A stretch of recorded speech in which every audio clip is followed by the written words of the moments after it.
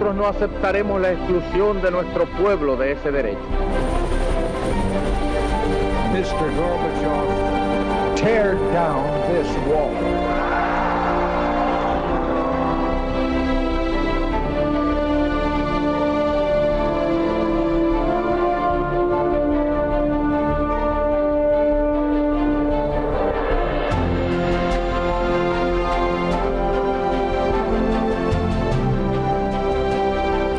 Muy buenas noches, señoras, caballeros, bienvenidos a Tiempos Modernos. Una de las innumerables cosas que los españoles más jóvenes ignoran sobre su país, porque no se la han contado, es que hubo una vez una África española, pero no el Sáhara, no, una África ecuatorial española, un país entero, Guinea Ecuatorial, que no existía antes, nos lo inventamos nosotros, fue así. Hay un país de África donde el 87% de la población habla español. Es la República de Guinea Ecuatorial, porque hubo, en efecto, una Guinea española. Desde el siglo XVIII hasta la descolonización en 1968, España plantó allí sus banderas. Lo que España poseía inicialmente era la isla de Fernando Po, frente a la costa continental, en la corva atlántica de África, una vieja colonia portuguesa que había pasado a manos españolas a finales del XVIII, largamente disputada en frecuentes conflictos con ingleses y holandeses, y a la que, todo se ha dicho, nunca se había prestado gran atención. Fernando Po gozaba de pésima fama. Todos los intentos por establecer colonias habían fracasado por el sofocante clima tropical. Sin embargo, hubo un hombre que dedicó su vida a abrir aquellas selvas, el vitoriano Manuel Iradier, admirador del gran explorador Henry Morton Stanley.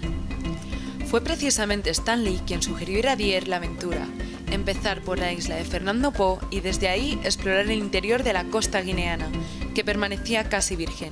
Iradier no lo dudó. El 16 de diciembre de 1874 emprende el viaje. Tiene 20 años, se lleva a su mujer y a su cuñada. Pronto nacerá además una niña, Isabela. La epopeya de los Iradier en Guinea es asombrosa. Recogen datos científicos, remontan el río Muni, estudian flora y fauna, levantan mapas, traban acuerdos con los nativos. Todo ello entre sufrimientos físicos atroces. Los expedicionarios abandonaron la isla en 1877, después de explorar 1870 kilómetros de tierra desconocida.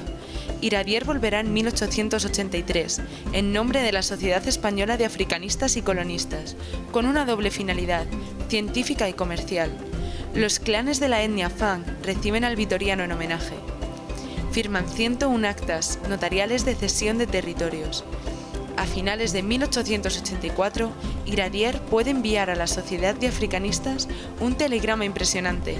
Ha pactado con 10 tribus y ha obtenido 14.000 kilómetros cuadrados de territorio. Ha conquistado un país sin pegar un solo tiro.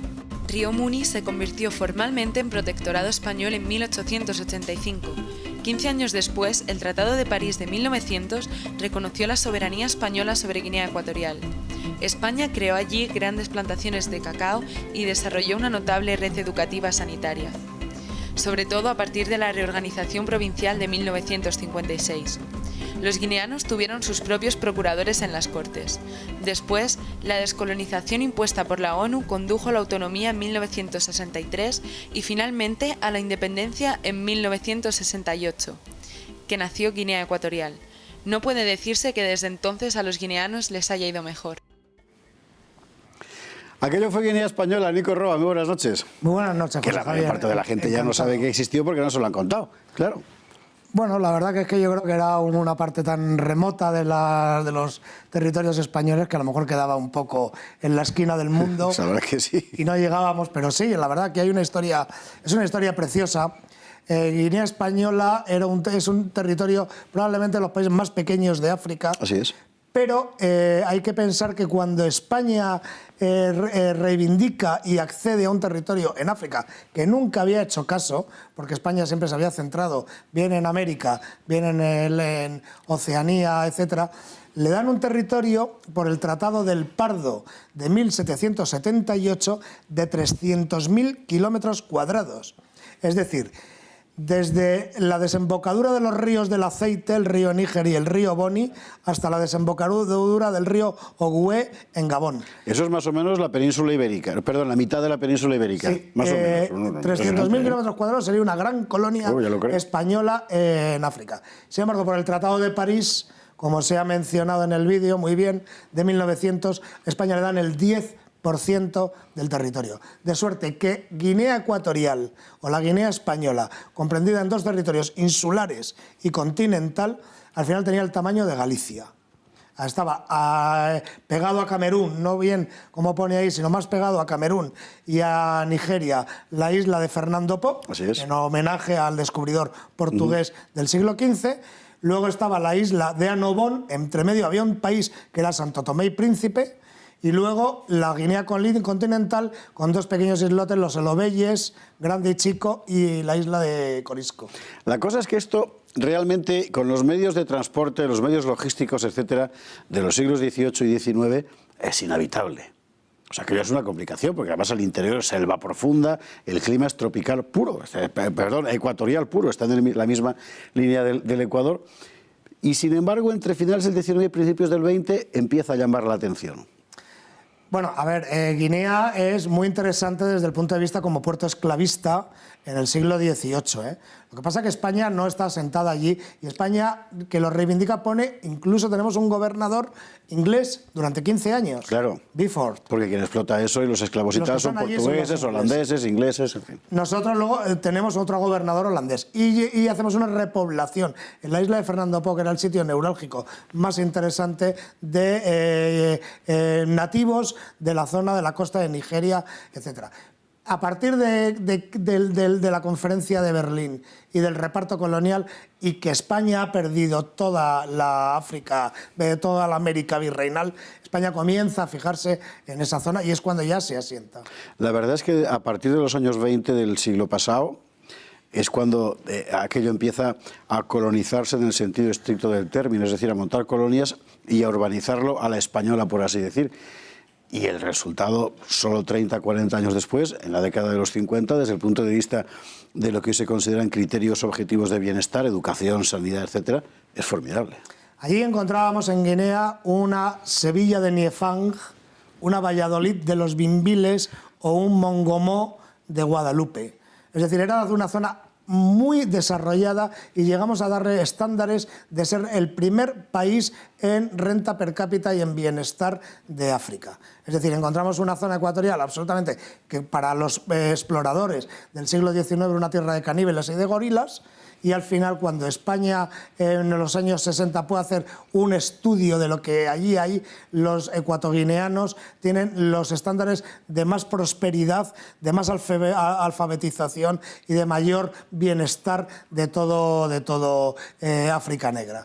Y esto es una tarea, pues bueno, que España de alguna manera hizo, ahí estuvo muy presente la Orden de los Claretianos, que fue la que evangelizó mayormente en la zona, y luego pues la explotación de tres sectores fundamentales, que fueron los cacaotales, los cafetales y las maderas preciosas. Es lo que te iba a preguntar. Efectivamente, maderas, hemos visto en las imágenes hay algunas de las explotaciones, y cacao, que no era ninguna broma porque eran productos objetivamente caros, materias primas cotizadas.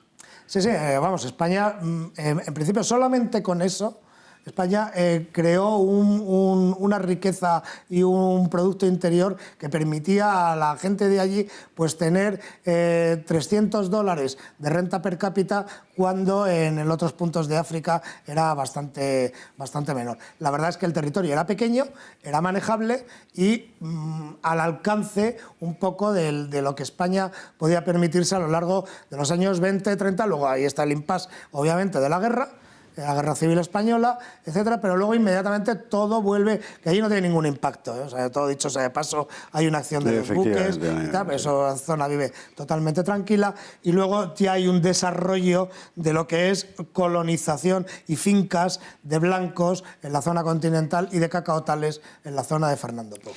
A partir de los años 60, con la presión descolonizadora internacional de la ONU para empezar, España empieza a cortar lazos.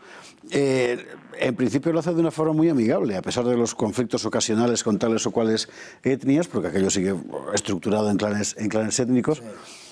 con un referéndum, en fin, digamos de una forma amigable. Sí, España ahí lo hace, esos son dos provincias, provincia de Fernando Buey y provincia de Río Muni, con 5 procuradores que están en las Cortes de Madrid, y en el año 64 se decide que hay que hacer una comisión constitucional. A la comisión constitucional acuden 4 factores, 4 líneas o 4 opciones. Una, la apoyada por Carrero, que es la del gobierno, que es la que lleva Bonifacio Ondó Edu. Otra que es la que apoya Castilla, que es un sector un poco más cercano a la izquierda, que es Atanasio Endongo. Otra que es la de los bubis de la isla de Fernando Poo, que quieren ser independientes. Que es una etnia distinta de los Fang dominantes en el continente. Del continente, claro. Correcto. Y que dicen, dado que van a nacer un país, porque no nacen 2. Y luego hay un tercero en discordia, amigo, que es el punto importante, que es lo que se llama secretariado conjunto, y es el que se convierte en árbitro de la Comisión Constitucional, que lo lleva un tal Francisco Macías, asesorado desde Madrid por un personaje fundamental, que no se puede entender nada de Guinea sin él, que es don Antonio García Trevijano. Finalmente Macías se queda con el tesoro, se convierte en el primer presidente. Sí. Será el primer presidente de la independencia y ya lo será para siempre. Bueno, vamos a ver, García Trevijano le hace en el año 72 una ley de presidencia vitalicia. Y en esa misma ley se incluye la pena de muerte, una serie de cosas. García Trevijano era un opositor al franquismo. Así es, así García Trevijano hace todo esto para ponerle una china en el zapato al franquismo y que no se descolonice el territorio como el franquismo tenía pensado. Es de señalar que Macías, que fue un genocida en estado puro, que se cargó el 10% de la población de su país a golpe de machete y a golpe de barra de hierro, condecoró a García Trevijano con la Gran Cruz de la Orden de la Independencia, una cosa así. También es cierto que en presencia del ministro de Educación franquista, Villar Palasí. Y al final, en fin, los extremos se tocan, como decía, qué barbaridad. Bueno, el hecho es que la Guinea independiente, mire usted por dónde, y estas cosas hay que decirlas como son, terminó teniendo una vida menos brillante que la que había tenido en los 20 años anteriores bajo la presencia colonial española, pero bueno, en todo caso, la independencia fue un hecho y hoy aún permanece allí la huella de España. Nico Roa, muchísimas gracias. Muchísimas gracias a ti, José Javier. Y a ustedes, como siempre, muchísimas gracias y hasta un próximo programa de Tiempos Modernos.